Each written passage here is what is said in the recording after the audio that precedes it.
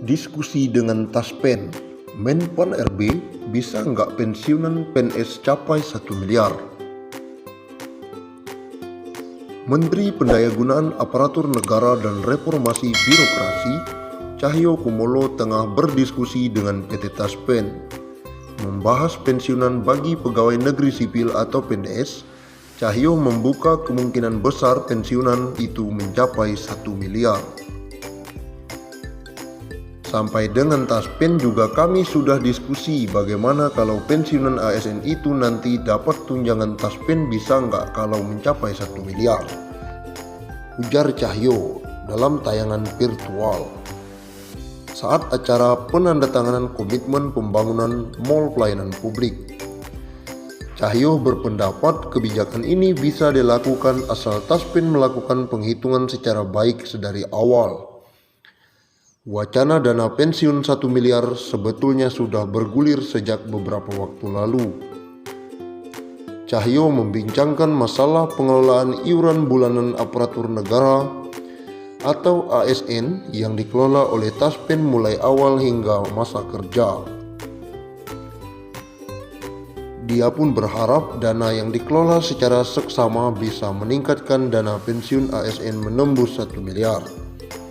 Apalagi kala itu ia mengatakan likuiditas Taspen berada dalam posisi baik.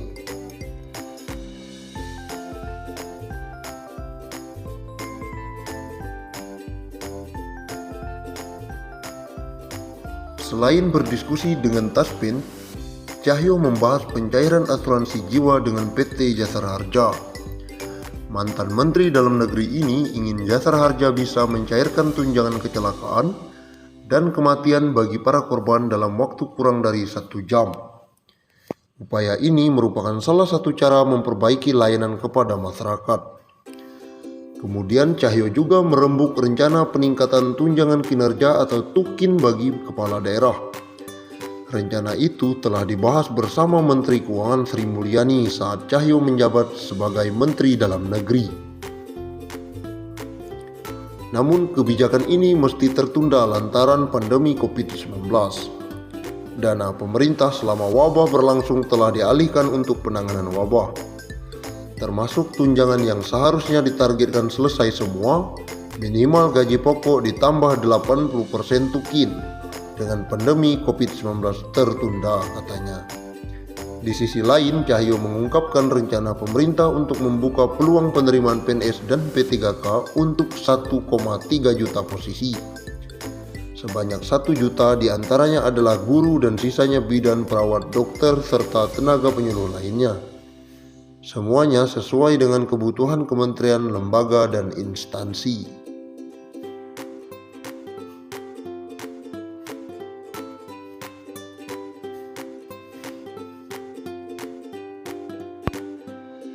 Kabar mengenai kenaikan gaji pegawai negeri sipil pada 2021 ramai diperbincangkan.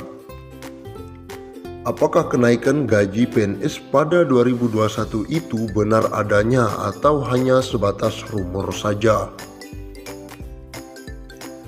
Menyikapi maraknya informasi mengenai kenaikan gaji PNS pada 2021 tersebut, Badan Kepegawaian Negara atau BKN pun langsung angkat bicara. BKN menegaskan kabar ada kepastian kenaikan gaji PNS tahun 2021 belum pasti. Sebenarnya belum ada kabar kenaikan gaji, jadi jangan salah persepsi. Itu kemarin BKN bikin rumusan penggajian sesuai amanat UU ASN. Terang PLT Kepala Biro Hubungan Masyarakat Hukum dan Kerjasama BKN Pariono dikonfirmasi. Ia menjelaskan proses perumusan kebijakan tentang gaji, tunjangan, dan fasilitas PNS merujuk pada amanat pasal 79 dan 80 UU ASN dan mengarahkan penghasilan PNS ke depan yang sebelumnya terdiri dari banyak komponen disimplifikasi. Dengan kata lain, pemerintah berencana menghapus beberapa tunjangan dan menggabungkannya menjadi hanya terdiri dari komponen gaji dan tunjangan. Formula gaji PNS yang baru akan ditentukan berdasarkan beban kerja, tanggung jawab, dan risiko pekerjaan. Implementasi formula gaji PNS ini nantinya dilakukan secara bertahap.